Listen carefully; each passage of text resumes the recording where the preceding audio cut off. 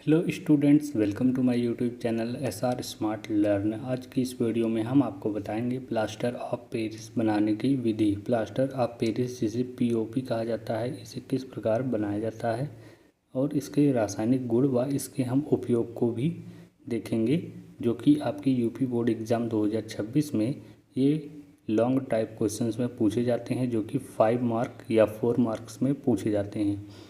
तो ये सभी इम्पॉर्टेंट क्वेश्चन हैं। तो देखते हैं इस क्वेश्चंस को किस प्रकार इसमें प्लास्टर ऑफ पेरिस बनाया जाता है। सबसे पहले यहाँ पर प्लास्टर ऑफ पेरिस दिया गया है। इसका रासायनिक नाम इसका क्या होता है? Calcium sulphate hemihydrate.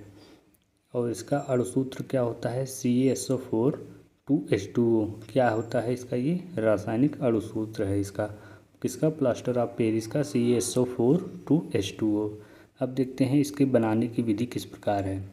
जब कैल्शियम सल्फेट डाइहाइड्रेट अर्थात जिप्सम जिसे कहा जाता है, जिप्सम को जब 150 डिग्री ताप पर गर्म किया जाता है तो निर्जलीकरण के द्वारा प्लास्टर ऑफ पेरिस का निर्माण होता है।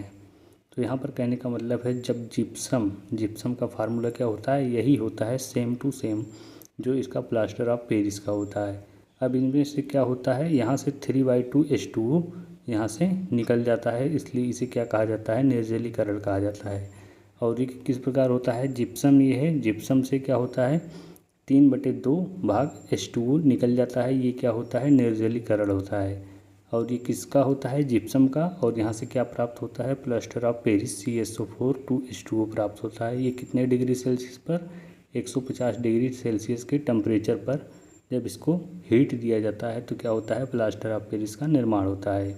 अब देखते हैं इसके उपयोग को देखते हैं यहाँ से, रासायनिक गुण व इसके रासायनिक उपयोग को। Properties of plaster of Paris. यह सफ़ेद महीन पाउडर होता है, नमी के संपर्क में आने पर कठोर हो जाता है। थर्ड है, आग प्रतिरोधी होता है, यह जल में कम घुलनशील होता है। प्लास्टर ऑफ पेरिस के उपयोग। Usages of plaster of Paris. टूटी हड्डियों पर प्लास्टर करने में, जब हड्डियाँ टूटती हैं तो जो प्लास्टर लगता है वो POP का ही होता है, जिसे प्लास्टर ऑफ पेरिस कहा जाता है।